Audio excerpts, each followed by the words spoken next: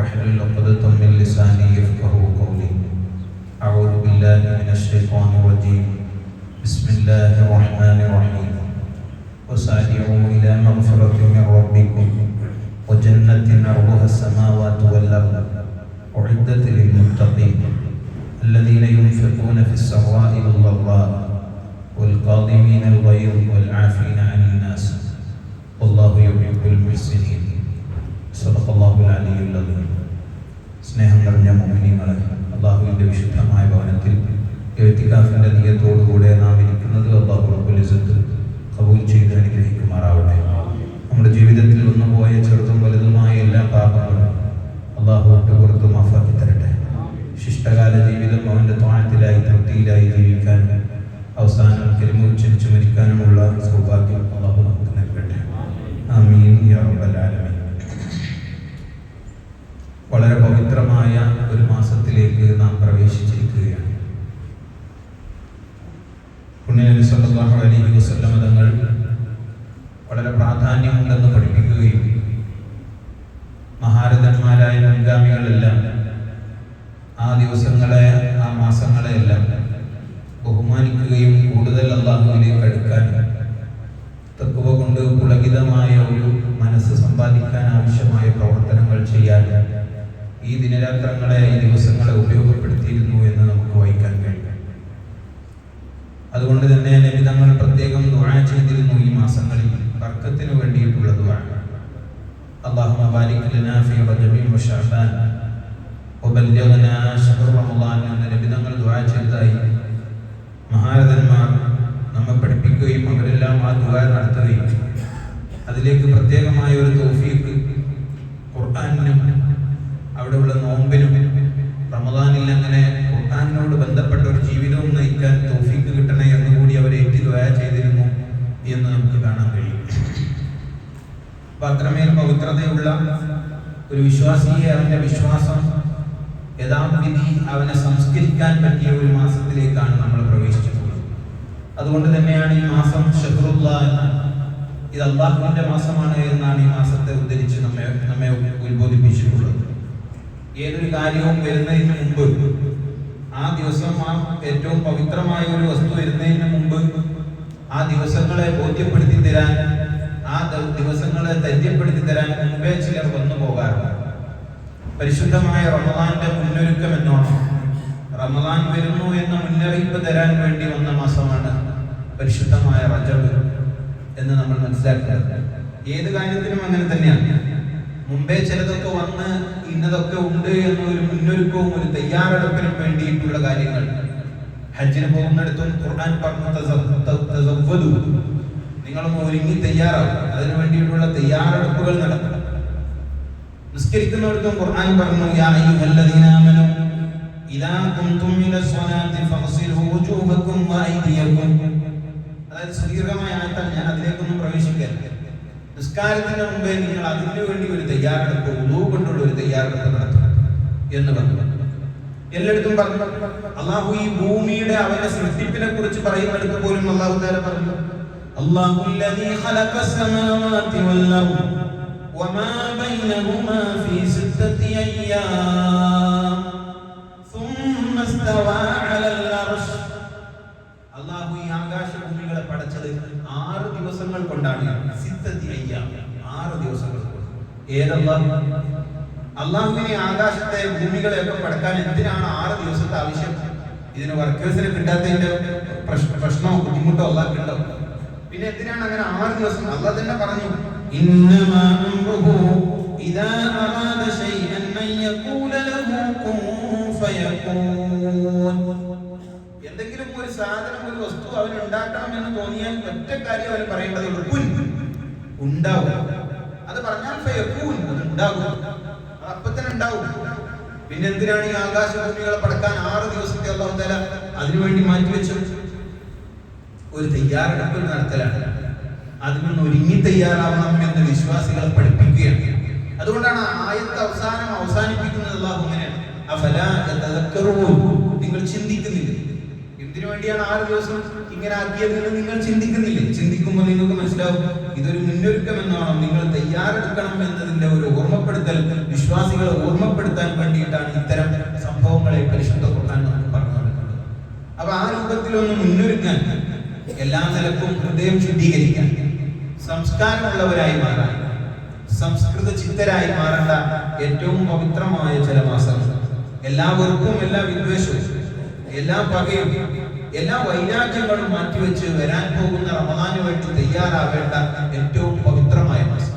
അതുകൊണ്ടാണ് അബൂബക്കറുൽ വറാഖി ബൽഖി തങ്ങൾ പറഞ്ഞു, ഈ മാസങ്ങൾ അത് കൃഷിക്ക് വേണ്ടി, കൃഷിയുടെ വിത്തിറക്കാനുള്ള മാസം, കൃഷിക്ക് വിത്തിറക്കാനുള്ള മാസം. ശഅബാൻ മാസം വെള്ളം നനച്ചു കൊടുക്കേണ്ട മാസം. വിത്തിറക്കിയാൽ പോലെ നനച്ചു കൊടുത്തിട്ടില്ലെങ്കിൽ വിളവെടുക്കാൻ കഴിയില്ല.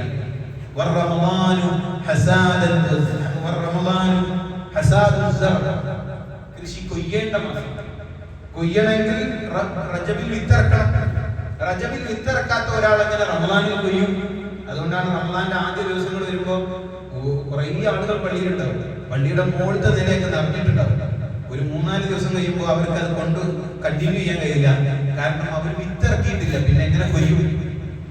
റമദാനിൽ കൊയ്യണമെന്ന് ആഗ്രഹിക്കുന്നവർ റജബിൽ വിത്തിറക്കണം. എങ്ങനെയാണ് ആ വിത്തിറക്കേണ്ടത്?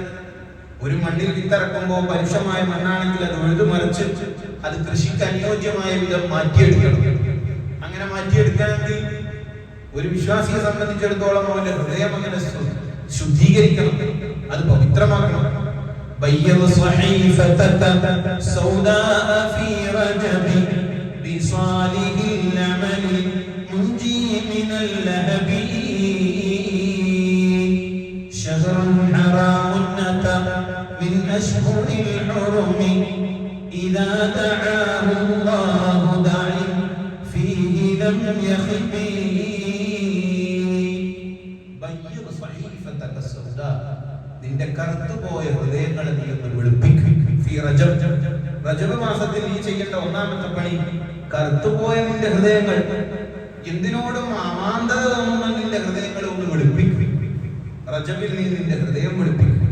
അങ്ങനെ വെളുപ്പിച്ചാൽ, സ്വാലിഹായ അമലുകൾ കൊണ്ട് നീ നിന്റെ ഹൃദയം വെളുപ്പിച്ചാൽ, എന്നിട്ട് അല്ലാഹുവിനോട് നീ ദുആ ചെയ്യുകയും ചെയ്താൽ, ഇദാ ദഅാഹുല്ലാഹു ദാ, ഈ മാസം നീ അല്ലാഹുവിനോട് ദുആ ചെയ്താൽ, ലം യഖിബ്, അല്ലാഹു തആല ഒരു പിശുക്കും കാണിക്കാതെ നിന്റെ ദുആക്ക് ഉത്തരം നൽകുമെന്ന് മഹാരഥന്മാർ നമുക്ക് പഠിപ്പിച്ചു തരുന്നു. അതുകൊണ്ട് ഹൃദയം വെളുപ്പിക്കേണ്ട ഒരു മാസം, അത് സംസ്കരിക്കേണ്ട, അത് ശുദ്ധീകരിക്കേണ്ട ഒരു മാസം, അല്ലെങ്കിലും അത് പതിവാക്കേണ്ട ഒരു സമയം. പ്രത്യേകിച്ച് ഈ മാസത്തിൽ അങ്ങനെ പതിവാക്കാൻ കൂടി പറ്റും. ഇപ്പോ സുബഹിയുടെയൊക്കെ ജമാഅത്ത് എടുക്കുകയാണെങ്കിൽ 5:45 പതിവാക്കാൻ പറ്റിയ ഏറ്റവും നല്ല സമയമാണ്. അൽ ഖൈറു നബി സല്ലല്ലാഹു അലൈഹി വസല്ലം തങ്ങൾക്ക് ഏറ്റവും ഇഷ്ടപ്പെട്ട കാര്യം എന്താണെന്ന് പറയുമ്പോഴേക്കും പറഞ്ഞു, നബി തങ്ങൾക്ക് ഇഷ്ടമായത് ദായിമൻ, നിത്യമായി ചെയ്യുന്ന അമലുകളാണ്. എന്തെങ്കിലുമൊക്കെ കേട്ടിട്ട് ഇന്ന് പോയിട്ട് 20 റക്അത്ത് നിസ്കരിക്കലും സ്വലാത്തും ദിക്റും നാളെ പിന്നെ ഒന്നുമില്ല, തഹജ്ജുദും അങ്ങനെയല്ല. നിത്യമായി ചെയ്യാൻ പറ്റുന്ന അല്പമെങ്കിലും അമലാണ് പുണ്യനബി സല്ലല്ലാഹു അലൈഹി വസല്ലം തങ്ങൾക്ക് ഏറ്റവും ഇഷ്ടം എന്ന് നമ്മോട് നബി സല്ലല്ലാഹു അലൈഹി വസല്ലം തങ്ങൾ തന്നെ പഠിപ്പിച്ചു. അൽ ഖൈറു ആദ, ഖൈറായ കാര്യങ്ങൾ ആദത്ത് എന്നും ചെയ്യേണ്ടതാണ്, പതിവായി ചെയ്യണം. എല്ലാം അങ്ങനെ ഒരു മനുഷ്യനെ സംബന്ധിച്ചിടത്തോളം അവന്റെ ഒരു ഡെയിലി റൊട്ടീൻ, അവന്റെ ഹാബിറ്റ് ആവണമെങ്കിൽ 21 ദിവസം പ്രായപൂർത്തിയായ ഒരാൾ എക്സസൈസ് ചെയ്യാം. അപ്പൊ ഒരു 21 ദിവസം അത് ചെയ്താൽ അത് അവന്റെ ഡെയിലി റൊട്ടീനായി മാറും. ഇബാദത്തുകൾ അങ്ങനെയാണ്, ജമാഅത്തുകൾ അങ്ങനെയാണ്. ഒരു 21 ദിവസമെങ്കിലും കണ്ടിന്യൂ ചെയ്യാം. അപ്പൊ ആദത്താണ്. ശർറായ കാര്യം എപ്പോഴെങ്കിലും അങ്ങനെ ചെയ്തു പോയാൽ അവന്റെ ഹൃദയം വിതുമ്പണം, ഹൃദയത്തിൽ അതിന്റെ പേടി വരണം. അങ്ങനെയാണ് ഒരു ഷെർ ഉണ്ടാവുന്നത്. ഖൈറായതെന്നും ചെയ്യാൻ പറ്റണം, അത് ആദത്തായി അവന്റെ ജീവിതത്തിന്റെ ഒരു ഭാഗമാണ്. അതുകൊണ്ടാണ് ഈസാ നബി അലൈഹി സ്വലാത്തു വസ്സലാം ഇങ്ങനെ നടന്നു പോകുമ്പോൾ ഒരു നായ മുമ്പിലുണ്ട്. അപ്പൊ ആ നായ അതങ്ങനെ നോക്കിയിട്ട്, നമ്മൾ സാധാരണ നായകളായാലും പൂച്ചകളായാലും ഇങ്ങനെ നോക്കിയിട്ട് പോകുമല്ലോ. ഈ നായ മുന്നിൽ വന്നു, അതങ്ങനെ ഇങ്ങനെ തിരിഞ്ഞ് അതിനോട് പോകാൻ വേണ്ടിയിട്ട് ഈസാ നബി പറഞ്ഞു, അള്ളാഹു നിനക്ക് ആഫിയത്ത് തരട്ടെ, നീ പോ. ഒരു നായയോട് ആഫിയത്ത് തരട്ടെ എന്ന് അള്ളാഹുവിന്റെ ഒരു ദുആ നടത്തേണ്ടതുണ്ടോ? മനുഷ്യനൊന്നും അല്ലല്ലോ. അപ്പൊ അവിടെ കൂടിയ സ്വഹാബത്ത് ചോദിച്ചു, എന്തിനാ അങ്ങനെ ഒരു നായയോട് അങ്ങനെ പറയേണ്ട ആവശ്യം എന്താണ് നബിയെ? നായക്കെന്തിനാണ് ഒരു ആഫിയത്തിന് വേണ്ടി അങ്ങ് ദുആ ചെയ്യണം? അപ്പൊ ഈസാ നബി അലൈഹി സ്വലാത്തു വസ്സലാം പറഞ്ഞു, ലിസാനും അബ്വത്തുൽ ഖൈർ ഫതഊദ്, എന്റെ നാവ് അങ്ങനെ പതിവായി പോയി. അതങ്ങനെ നന്മയുടെ വർത്തമാനങ്ങളിൽ എന്റെ നാവും ഹൃദയവും പതിവായി. അങ്ങനെ പതിവായപ്പോ ഞാൻ അറിയാതെ അങ്ങനെ പറഞ്ഞുപോയി. അങ്ങനെ പതിവായി ചെയ്യേണ്ട ചില സമയങ്ങൾ രൂപപ്പെടുത്താൻ പറ്റിയ മാസമാണ് പരിശുദ്ധ റജബ്. അങ്ങനെ സംസ്കാരത്തിലേക്ക് വരണം എന്ന് പറഞ്ഞാൽ വിശുദ്ധ ഖുർആനിൽ അല്ലാഹു തആല സത്യം ചെയ്ത് 11 കാര്യങ്ങൾ സത്യം ചെയ്ത് പറഞ്ഞു. വശംസി വദുഹാഹാ വൽ ഖമരി ഇദാ തലാഹാ വന്നഹാരി ഇദാ ജല്ലാഹാ വൽ ലൈലി ഇദാ യഗ്ശാഹാ വസ്സമാഇ വമാ ബനാഹാ വൽ അർളി വമാ തഹാഹാ വനഫ്സിൻ വമാ സവ്വാഹാ. കുറേ കാര്യങ്ങളെ സത്യം ചെയ്തുകൊണ്ട് വിശുദ്ധ ഖുർആനിൽ അല്ലാഹു തആല പറയുന്നു. സൂര്യൻ, ചന്ദ്രൻ, അത് സഞ്ചരിക്കുന്നതിന്റെ പാതകൾ, ഇരുളാർന്ന രാത്രികൾ, പ്രഭാതത്തിന്റെ ശോണിമകൾ, സൂര്യൻ അതിന്റെ ചഞ്ചായമണിയുന്ന സമയങ്ങൾ, ഇതെല്ലാം സത്യം ചെയ്തു പറയുന്നു. ഹൃദയം ശുദ്ധീകരിച്ചവനാണ് വിജയിച്ചവൻ.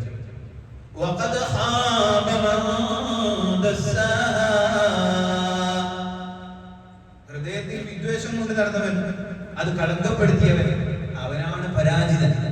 അതുകൊണ്ട് ഈ മാസം ഹൃദയ ശുദ്ധീകരണത്തിന് അങ്ങനെ വിത്ത് ഇറക്കേണ്ട മാസമാണ്. എങ്ങനെയാണ് ഹൃദയത്തിന്റെ ശുദ്ധീകരണം? അതിന് ഏറ്റവും പ്രധാനമായ ഒന്ന് അഷ്റഫുൽ ഖൽഖ് നമ്മെ പഠിപ്പിച്ചത്, അവനെ നിരന്തരം സംസ്കരിക്കാനും ശുദ്ധീകരിക്കാനും വേണ്ടതിൽ ഏറ്റവും വലിയ പങ്ക് വഹിക്കുന്നത് അവന്റെ നിസ്കാരമാണ്. ഏത് തെറ്റിനെയും കുറ്റത്തെയും തൊട്ട്, ഏത് മോശമായ കാര്യങ്ങളെ തൊട്ടും അവനെ വിരോധിക്കും നിസ്കാരം എന്ന് പുണ്യ നബി സല്ലല്ലാഹു അലൈഹി വസല്ലം. പക്ഷെ നമ്മുടെ നിസ്കാരം അങ്ങനെ ആകുന്നുണ്ടോ നമ്മൾ ചിന്തിക്കണം. നമ്മൾ നിസ്കരിക്കുന്നു, പിന്നെയും എന്തൊക്കെ പറഞ്ഞു നടക്കുന്നു, പിന്നെയും കുറ്റവും കുറവും നോക്കി നടക്കുന്നു, പിന്നെയും ആളുകളെ തമ്മിൽ തല്ലിക്കുന്നു. പിന്നെ എന്ത് നിസ്കാരം? അതുകൊണ്ടാണ് നിസ്കാരത്തിന്റെ സമയം പോലും, അതിന്റെ ക്രമീകരണങ്ങൾ പോലും മഹാരഥന്മാർ പറഞ്ഞത് ഒരാളെ ശുദ്ധീകരിക്കാനും അവന്റെ മനസ്സ് സംശുദ്ധമാക്കാനും അവൻ എത്രമേൽ പരാജിതനാണ്, എത്രമേൽ ചെറിയ ആളാണ് എന്ന് തെര്യപ്പെടുത്താനും പറ്റുന്ന വിധമാണ് അതിന്റെ സമയത്തിന്റെ ക്രമീകരണം പോലും എന്നാണ്. ഒരാൾ സുബഹി നിസ്കാരം നിസ്കരിക്കാൻ വേണ്ടി അവൻ അങ്ങനെ തക്ബീർ കിട്ടുമ്പോൾ അല്ലാഹു അക്ബർ, ആ തക്ബീറിൽ അവന്റെ കൂടെ ഉയരണം. സുബഹി അങ്ങനെ ജനിച്ചു വന്നതാണ് അവൻ. ഇവിടെ ഒരു പ്രഭാതം ഉണരാൻ പോകുന്നു. ഞാൻ ജനിച്ചു പോയതുപോലെ ഒരു പ്രഭാതം, ഇത് അസ്തമിക്കും, ഇതുപോലെ ഞാനും അസ്തമിക്കും എന്ന് ഓർമ്മപ്പെടുത്തുകയാണ് ഓരോ സുബഹിയും. ആ സുബഹിക്ക് ഇങ്ങനെ തക്ബീർ കിട്ടുമ്പോൾ അവന് ഓർമ്മ വേണം.